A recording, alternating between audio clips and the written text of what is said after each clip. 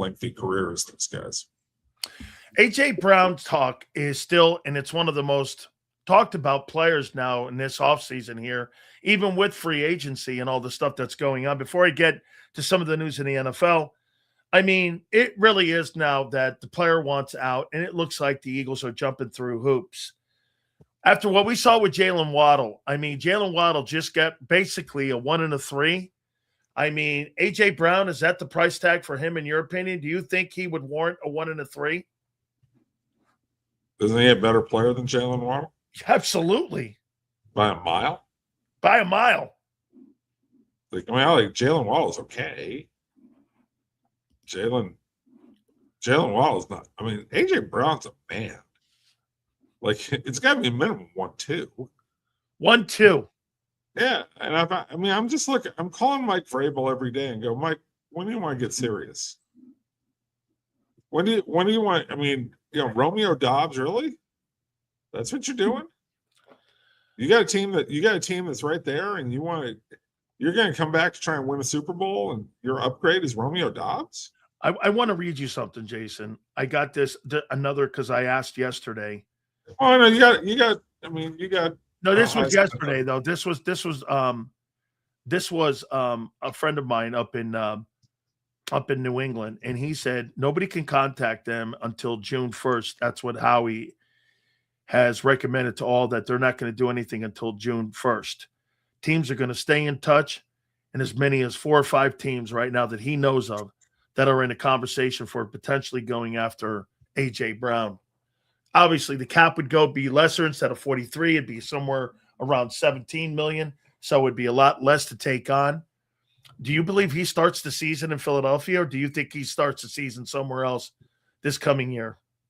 Well, somewhere else. I mean, I just think if the player wants out, the player's going to get out. That's just how it works. I mean, if they're dedicated to getting out, it's just how it works. You can't get around that. The player always has the most power in any deal. It's like a Brandon Ayuk. He just waited out until he got his money, and he wasn't really that good a player. We're all like, even the people in the 49ers are like, oh God, we got to pay him because we just got to a Super Bowl, and we got to bring him back. We want to run it back. We want to take another shot, and it's like, but Brandon Ayuk, you're going to play. Like, you're going to do that?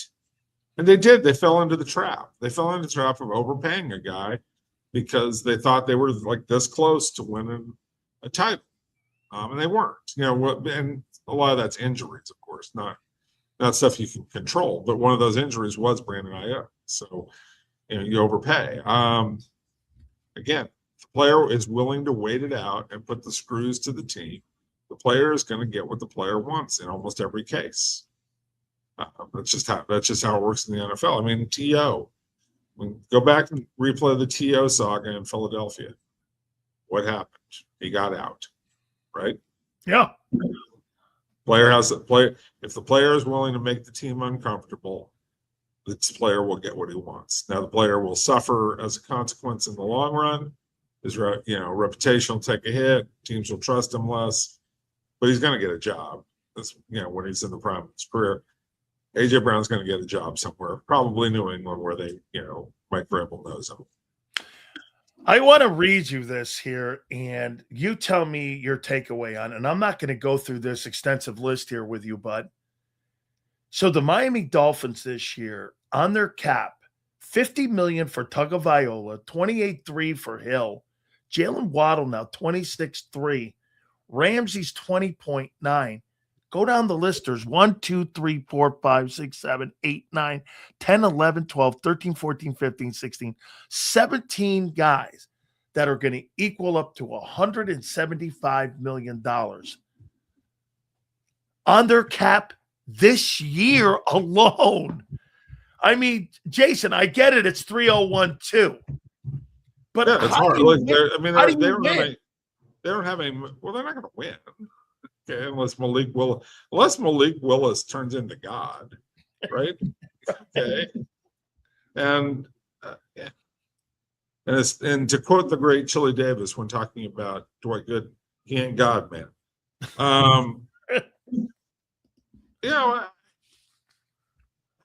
I understand this. Huh. And I understand, like, even on a 301 cap, that's a lot, and it hurts a lot. Yeah. But I also understand I would rather take it all now and give myself the freedom sooner. I'd rather have the freedom sooner to get back into spending on guys that I actually want to keep. So clean up your cap as fast as you can. I know Tagovailoa is going to be on for 2 years. And it's going to be another $45 million It's crunch 67 this year and like 33 next year. So it's like 99 million. Yeah, I thought it was a little higher next year, but either way, it's a chunk. 37 maybe. Yeah, it's a chunk. It's 10% of your cap. But in the meantime, you're saying, okay, we're going to take a look at what does Malik Willis have. He's like, he's kind of a draft pick that we got without having to expend a draft pick. And maybe Quinn Ewers. Maybe Quinn Ewers, but I think it's more likely Willis is the guy because, they got where's the head coach and the GM from? Yeah, Green Bay. They're from Green Bay. They believe in this kid. They don't believe in Quinn Ewers. They didn't draft him. So the only way to get to Quinn Ewers is Willis has to fail. So it's on Willis to see if he can take this job. You see if Willis is the guy after 2 years. If Willis is the guy, then you now have money against the cap. You can either franchise him or pay him, whatever it is. You build around him. If he's not, you're in the draft, and you're searching for your next guy.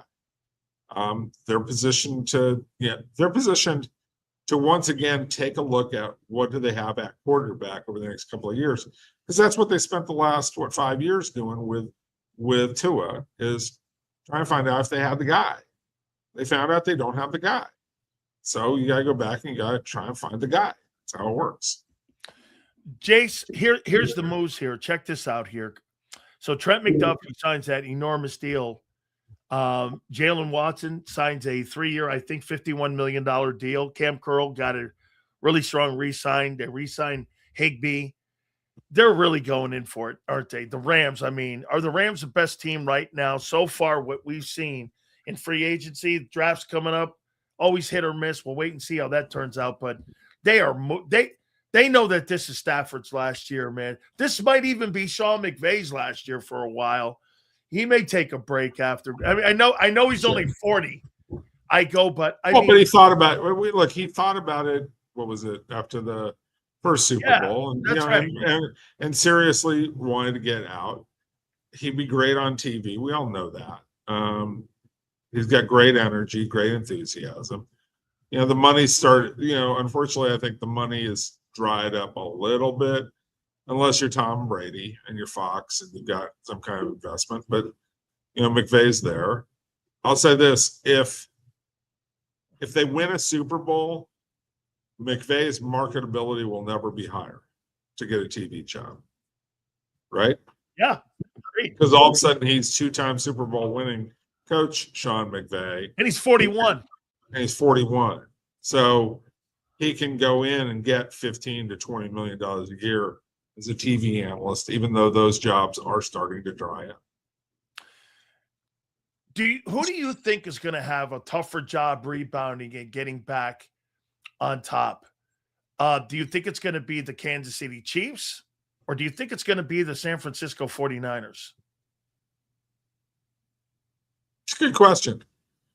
Are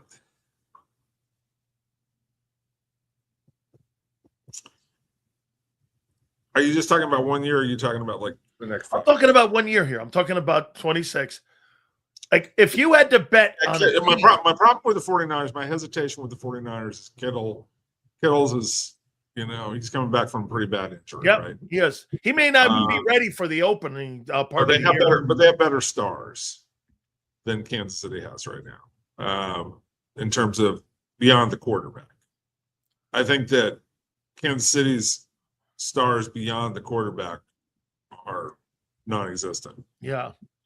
Kelsey's just aged. They'll,